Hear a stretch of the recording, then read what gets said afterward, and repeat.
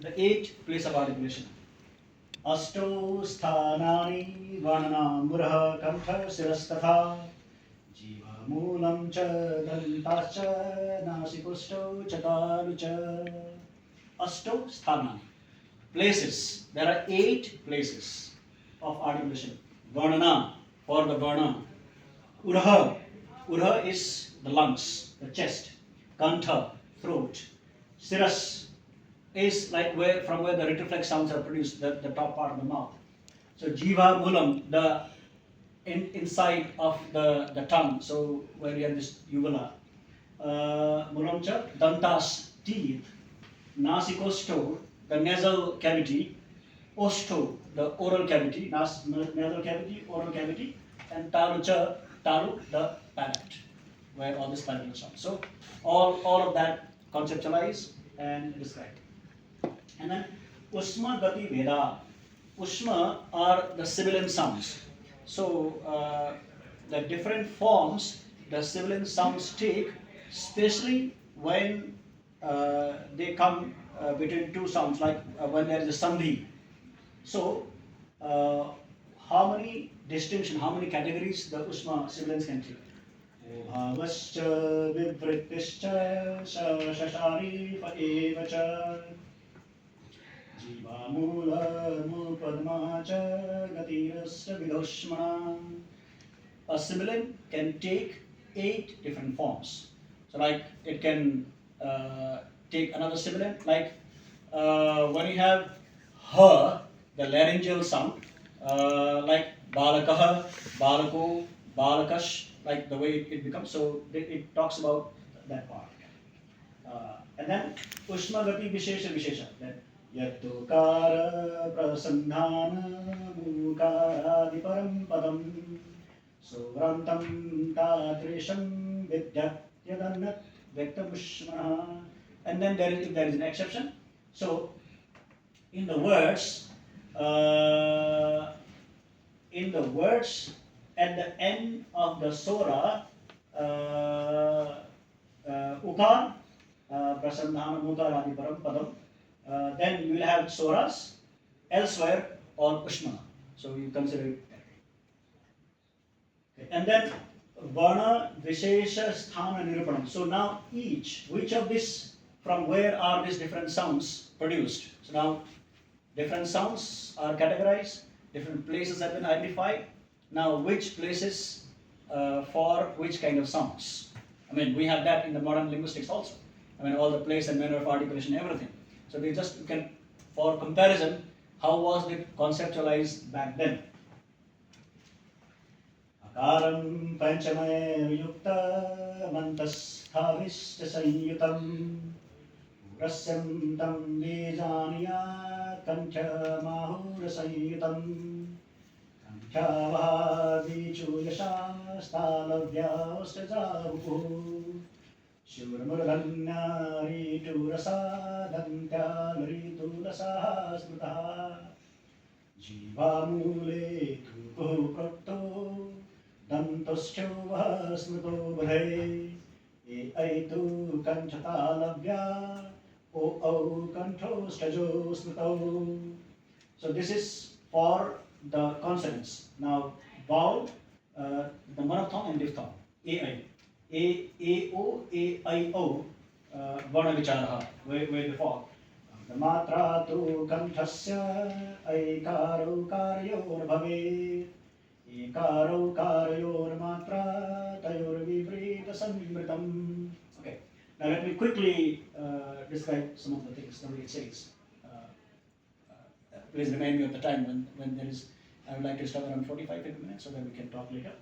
Okay, so akaram Panchame Yukta Mantrasthabhischa Sanyutam. So there are 5 areas that you figure out about the place and how they are articulated. Urasyam tam vijamiyat kantha mahura sanyutam. So all the kantha, the sounds produced from the kantha, they originate at the lungs. Kantha avha vichu yasas talavya ostrajavupu. So the kantha, the glottal, are kanthavha vichu yasas. Chu is cha cha ja ja ya. Ya and the palatal sh and sa. So these sounds are kantha. Talavya is the palatal sounds. Talavya, osta, za, vupu. Now look at this. Just with this osta, za, vupu, it has summarized all the that particular category of sound. Ostaja. Osta is all the osta, all the sounds produced from the lips. O, pa, pa, ba, ba, ma, all the ostaja, vupu, wa, and pu. Vupu is wa, and pu is pa, pa, ba, ba, ma. So all of that within this. Sure murdhanya ritu rasa, dantya ritu rasa is that. Sure means understand. Murdhanya ritu rasa. Ritu rasa are murdhanya. They are cerebral sounds. Which are they? Ri, tu. Tu is for ta, tha, da, dha, na. So all this category within the ta burger. Ra and sha. So trim and retroflex sibilant. So these sounds are murdhanya. They are retroflex or they are cerebral sounds. Okay? And dantya, lritu, lasaha, smritaha. Smritaha means just remember. Remember dantya. Dantya means the dental sounds are lritu, lasaha. So lri, lri sound is dental sound. Tu is for all the ta category. Ta, tha, da, dha, na. So these are dental. And dantya, lritu, la also, and sa, the dental sa. So these are dental sounds. Look at that. So within dantya, lritu, I mean the moment you remember these two words, dantya, lritu, lasa, then you know which speech sounds are all dental sounds exactly. I mean, so just with this two words, I mean it's like a formula kind of thing. So jiva mole tu kohu prapto, dantostha vahas smrito buddho. Jiva mole, below, at the bottom of the tongue, ku, tu, ku, ka, kha, ga, gha, nga, ku, prapto, understand. So these are at the bottom of the teeth. I mean we know where they are produced. Jiva mule to prapto, dantostho vaha smrito buddhe. Va sound is dantostho. Danta is dental, osta is lips. So labiodental. Va. So you have lip and teeth. Va sound. So va is dantostho, labiodental. So va. So it is not va. In that case, it will be only labial, but is va is labiodental, dantostho. So that's exactly how you produce it. So it goes like ai to kantha talavya. A and I, these sounds are kantha talavya. Kantha, the velar, the guttural and the throat, and talavya, the palatal. So a so we know from the speech sounds articulation, so where they are produced, so these two. And o, kanthos tajo budho. O and o, so kantha, ostha. So at the throat, so velar, so somewhere in velum area, so here, and ostha, lips. So when you produce o and o, you have the kantha and ostha. The guttural and labia. So it goes that way. So that's why diphthong to area. So it very clearly tells you why they are diphthong. So the place of articulation originating in one place and ending in another place. So that's what makes it diphthong. Monophthongs have one single place of articulation. So all that clarity kind of thing. So I'll just okay. I mean, we started a few minutes late, so. Okay. We can go. But if people have another meeting, then they may need to. So around 5 minutes. Sure. 5 to 6. How much time? I mean, it will be your lunch time. So you can tell me. I can go on. I mean, we have not even reached halfway. I can skip through. I mean, it's not that you have to learn the whole course. I mean, it's just to give you a taste, flavor of how the Sanskrit phonetic system was conceptualized and organized kind of thing. So which also actually may inform the modern understanding of linguistics. So you can tell me to stop. I can stop there, and then I can just go quickly. Okay. Well, let me then skip this part. Okay. But anyway, just let me just recite this and then some. Okay. So Samrit and Vivrit Varnas. Samritam Matrikam Geyam Vivritam Tudui Matrikam. Based on the matra, based on the length, how do we categorize the speech sounds? Samritam Matrikam Geyam Vivritam Tudui Matrikam. Ghosava Samritaha Sarve Aghosava Vivritaha Smrita. Ghos are voice sounds. Which are voice sounds? And aghosa, which are voiceless sounds. It talks about that Samrit and Vivrit. So Samrita ghosa and Vivrita aghosa. So Samritam Matrikam Geyam Vivritam Tudai Matrikam Ghosava Samritaha Sarve Aghosa Vivritaha Smritaha Suranam Musmanam Chaiva Vivritam Karanam Smritam Tebhyopi Vivrita Venyo Tabhyam Cho Tathaiva Cha Anuswara Yamanam Cha Nasika Sthanam Ayogvaha Vigyeya Asre Sthana Bhagina और Padmaniya Usmacha Jiva Muliya Nasike Ayogvaha Vigyeya Asre Sthana Bhagina. Different parts. Even the slight secondary articulation also, which parts are implicated. Okay. And then Anuswar Suradhikam. How do the Anuswar, the nasal sound like? Alababina Nirghoso Dantamya Saranuga Anuswarastu Kartabhyo Nityam Hyaro Shashasheshucha. Anuswar, the nasals, job is to serve the sibilant sh, sh, sh. So where they go has become nasals. So it's there. So like Anuswar and Visharga, the laryngeal and nasal are parasrito. They are dependent on others. They are not independent by themselves, and it was mentioned in the previous sloka earlier. Anusware vivityam tu virame chaksharadve virustho tu vigrihinya yathaukar. Okay. Now this sloka 25 is interesting. It tells you, these are all description. It tells you how you should articulate, how you should pronounce, how you should produce and pronounce a sound. It gives a metaphor. Just look at the metaphor of that. So I'll Vyagriyata Harit Putram Dansabhyam na chapire Bhita Patana Vedabhyam Tadavad Varnan Prayojaye. When you use a varna, an akshar, a speech sound, how should you use it? Now I want you all to think of a tigress, a tiger, female tiger, who is transferring her cubs from one place to another place. What does she do?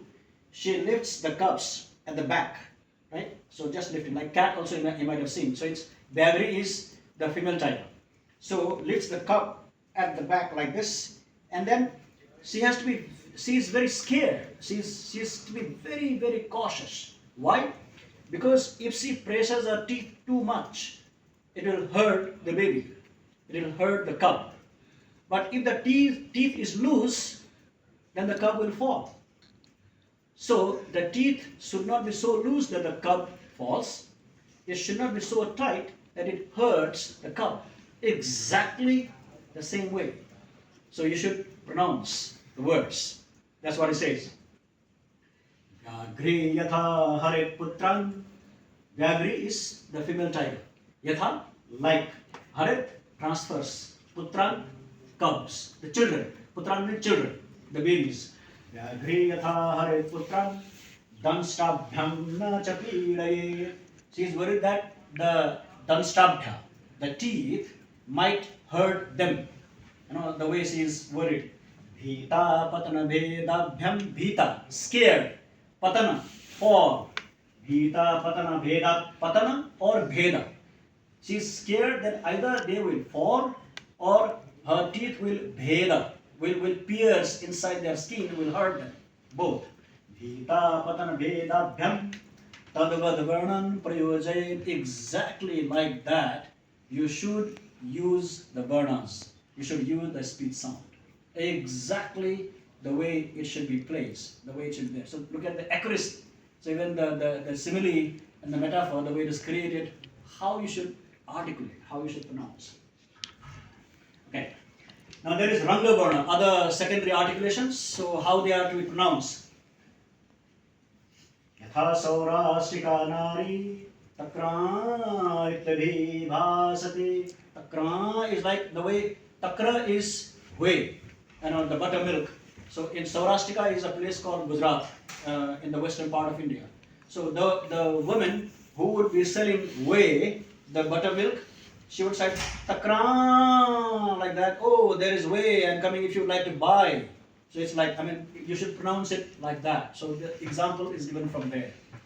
So ha saurashtrika nari takra ityabhi bhasate evam rangha prayuktavya ke arai vakhelaya ranga varnam prayunjiran no graset purvamaksharam dirghastoram prayunjiyat paschannasikimachare yadaye chaikamatrastu ardhamatrastu murdhani nasikayam tatharam cha ranga swayam dimatrata yadaya butkare tishtan kansena samanuswaram Madhavam cha dvimatram cha jaganna iti nidarshanam. So this paragraph tells about these slokas, how different nasals and full matra, all these sounds are to be produced. They are all extreme details in that. And compasor. Madhe tu kampayed kampamubhau parsau samau bhave sarangam kampayed kampam Rativeti nidarshanam. Then, Vanocharana Kaushala Mahatmya. Why we should pronounce all the Varna well, properly. So what do you get if you do that? Evam varnaha prayuktavya na vriktavya na chapiritaha Samyak varna prayogena brahmaloke mahiyate. Evam varna. So, before this, all the varnas have been described, how they are to be done have been described, and then finally it says why you should articulate, why you should pronounce all these speech sounds correctly. Evam varna prayoktavya na avyaktavya na pidita. So, if you do not misarticulate, then you will not suffer any pain. Okay? And then samyak varna prayogena. Samyak correctly, varna speech sounds, prayogena. If you use the speech sounds correctly, then what happens? Brahmaloke mahiyate. Brahmaloke is that heaven, the paradise, or wherever is that. So even there you are respected. Mahiyate. So you are not respected only in this world, but in the other world, in the world of the gods also. So you are respected. So we can say Brahmalok as the world of scholars. So if you know how to articulate in the world of scholars, so you are respected there also. So that's why you have to address it clearly. And what is the bad way of articulating, and what is a good way of articulating? He wants to. You stop.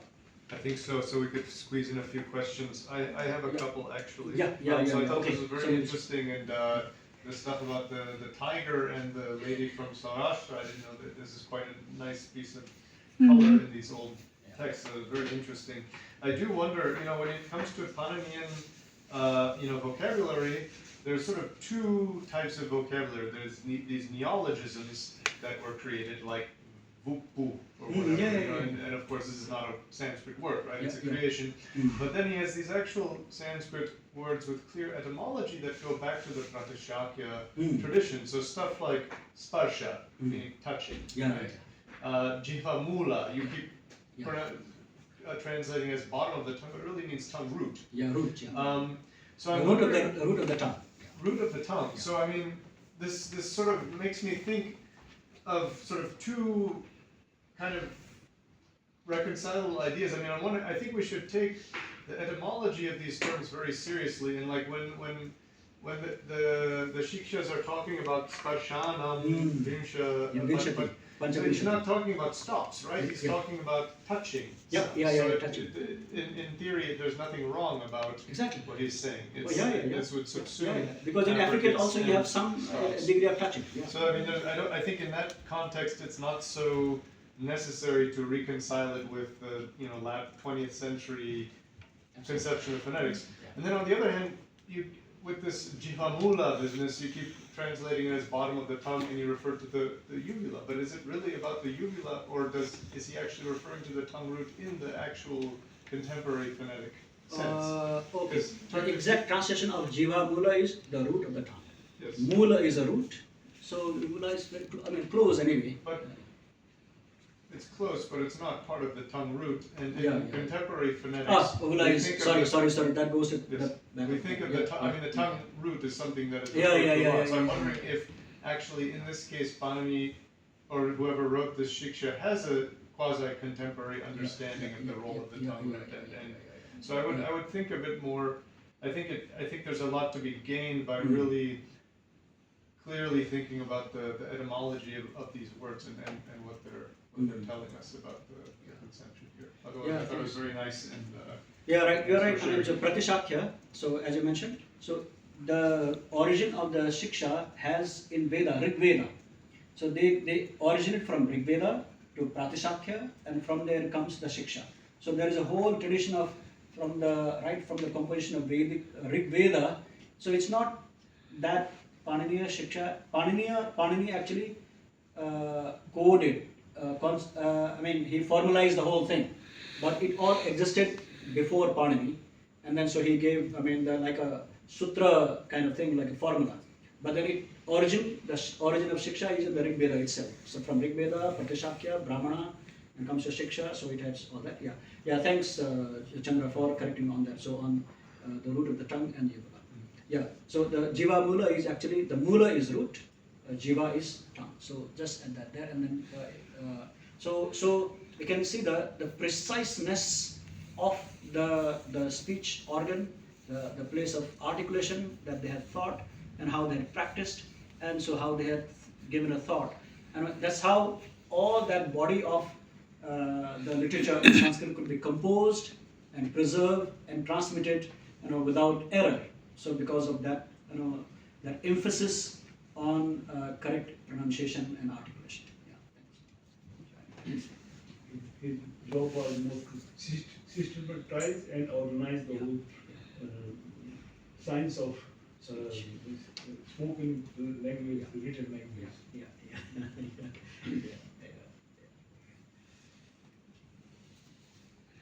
Something I was wondering, closer to the beginning, there was a list of, it was like voicing, playing, place of articulation, and then there was primary and secondary articulation. What is primary and secondary for? Like what falls into what category? Can I just so where he talks about that in so this is where he talks about that. So Sorataha, the pitch, Kalataha, the length, and Sthanat, place, Prayatna. So there is two Prayatna, Abhyantar Prayatna and Bahya Prayatna. So Prayatna is the manner of articulation. So Abhyantar is Prayatna and Anupradhan is Bahya Prayatna in the second. So I think so this then this is mentioned here, and then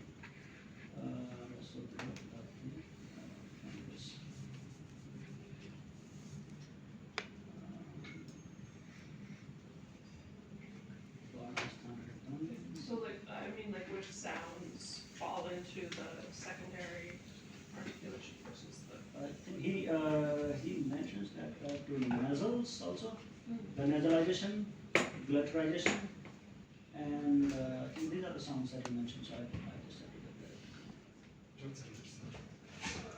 Because this udatta anudatta is primary itself, rasodara is primary, and this comparison please.